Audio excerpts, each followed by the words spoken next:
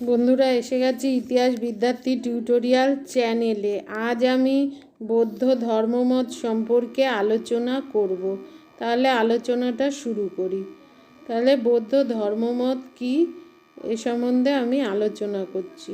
গৌতম বুদ্ধ বলতেন, সমুদ্রের জলের যেমন একটি স্বাদ তা হলো নোনা, আমার ধর্মের তেমন একটি লক্ষ্য, তা হলো মানুষের দুঃখ থেকে মুক্ত করা।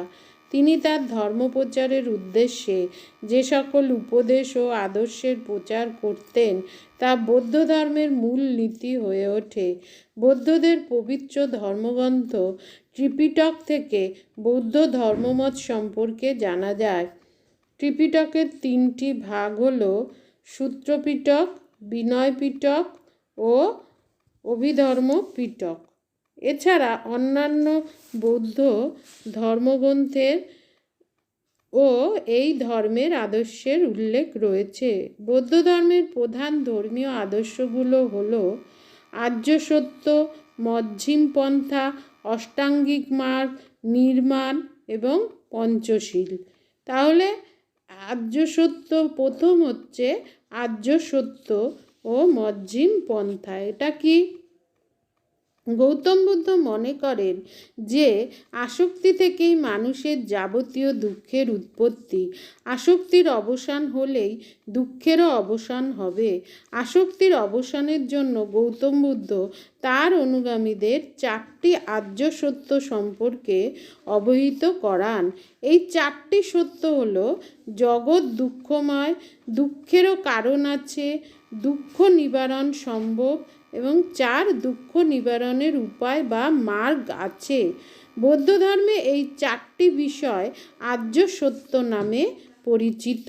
গৌতম বুদ্ধ বলতেন, অতিরিক্ত ভোগবিলাস অথবা চরম কৃচ্ছ সাধন কোনোটি নির্বাণ লাভের সঠিক পথ নয়।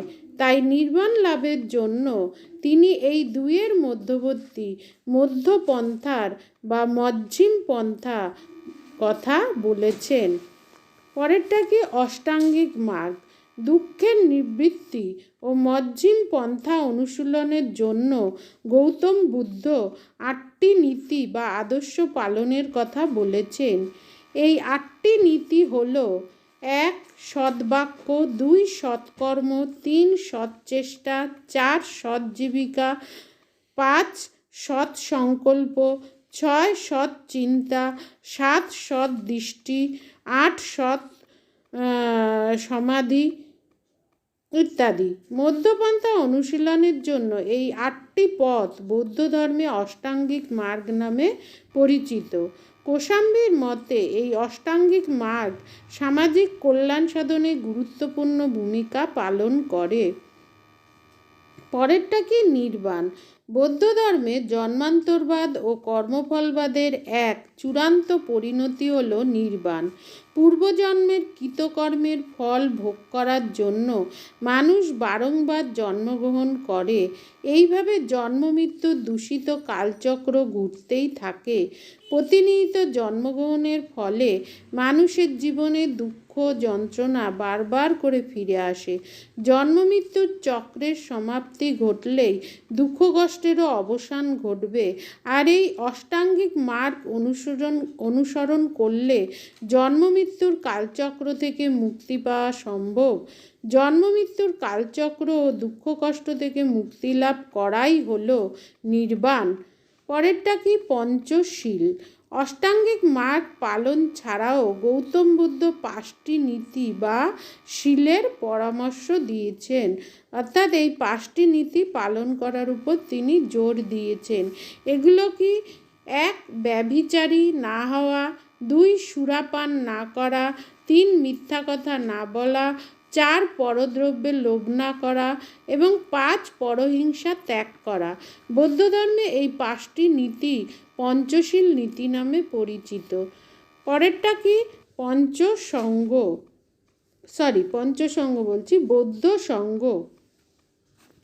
নিজ ধর্মের সুপ্রতিষ্ঠার জন্য গৌতম বুদ্ধ বৌদ্ধ সংঘ স্থাপন করার কথা বলেছেন। তিনি বিভিন্ন রকম বিভিন্ন সংঘ ব্যবস্থা গড়ে তোলেন। গণতান্ত্রিক আদর্শের ভিত্তিতে সংঘগুলি গঠিত হতো।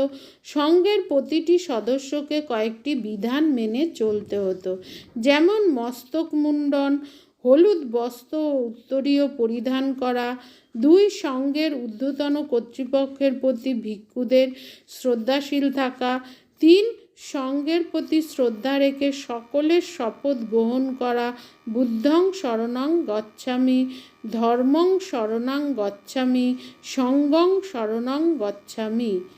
পরেরটা বৌদ্ধ সংগীতি। বৌদ্ধ ধর্মমতকে কেন্দ্র করে প্রাচীন ভারতে 4টি ধর্মীয় সম্মেলন অনুষ্ঠিত হয়েছিল। এই সম্মেলনগুলিকে বৌদ্ধ সংগীতি বলা হয়।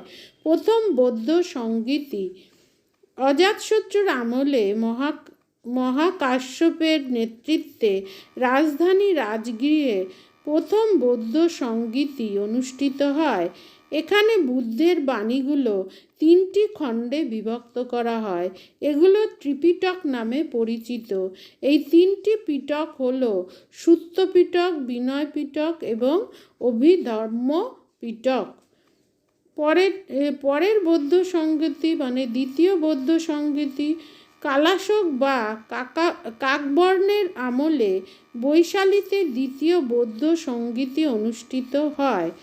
এখানে বৌদ্ধরা থেরবাদী ও মহাসঙ্গিকা নামে 2টি দলে বিভক্ত হয়ে যায়। আর তৃতীয় বৌদ্ধ সংগীতি মৌর্য সম্রাট অশোকের আমলে রাজধানী পাটলিপুত্রে তৃতীয় বৌদ্ধ সংগীতির অধিবেশন বসে। এখানে বৌদ্ধদের বিভিন্ন সম্প্রদায়ের মধ্যে ঐক্য প্রতিষ্ঠার চেষ্টা করা হয়। চতুর্থ বৌদ্ধ সংগীতি কনিষ্কের আমলে পেশোয়ারে মতান্তরে কাশ্মীরের জলন্ধরে চতুর্থ বৌদ্ধ সংগীতির অধিবেশন বসে। এখানে মহাযান ও হীনযান বৌদ্ধ সম্প্রদায়ের মধ্যে পূর্বেকার বিরোধের সমাপ্তি ঘটে এবং মহাযান পন্থা রাষ্ট্রীয় স্বীকৃতি লাভ করে। এই ধর্মের মূল্যায়ন কি?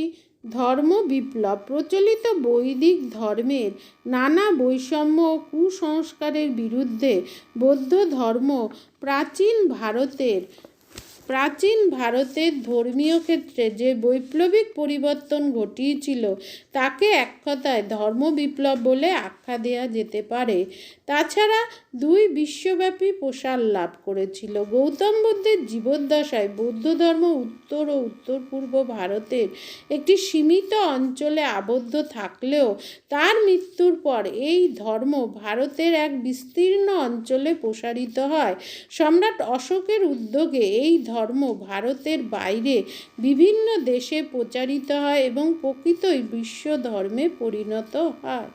তাছাড়া সাহিত্য সংস্কৃতিতেও এই ধর্মের প্রভাব দেখা যায়। ডক্টর সর্বপল্লী রাধাকৃষ্ণন বলেছেন যে বুদ্ধ তার ধর্মে পাশ্চাত্যের যুক্তিবাদের সঙ্গে প্রাচ্যের আধ্যাত্মবাদের সমন্বয় ঘটিয়েছিলেন। প্রাচীন ভারতের শিল্প, সাহিত্য এবং সংস্কৃতিতে বৌদ্ধ ধর্ম গুরুত্বপূর্ণ প্রভাব বিস্তার করে। এছাড়া সর্বশেষ বলা যেতে পারে যে হিন্দু ধর্মের অনেক নৈকট্য এর মধ্যে দেখা যায়। অনেকে মনে করেন হিন্দু ধর্মের গণ্ডির মধ্যে থেকেই বৌদ্ধ ধর্মে মানুষের পবিত্র জীবনযাপনের কিছু নীতি নির্দেশিকা প্রচার করা হয়েছে। তাই গৌতম বুদ্ধের ধর্মমতে হিন্দু ধর্মের অনেক বৈশিষ্ট্য দেখা যায়। এজন্য ঐতিহাসিক ডক্টর রমিলা থাপার বৌদ্ধ ধর্মকে হিন্দু ধর্মের একটি সংস্করণ বলে মনে করেন। তাহলে এই ছিল বৌদ্ধ ধর্মমত সম্পর্কে আলোচনা। তাহলে আজ আসি, চ্যানেলটা অবশ্যই সাবস্ক্রাইব করো।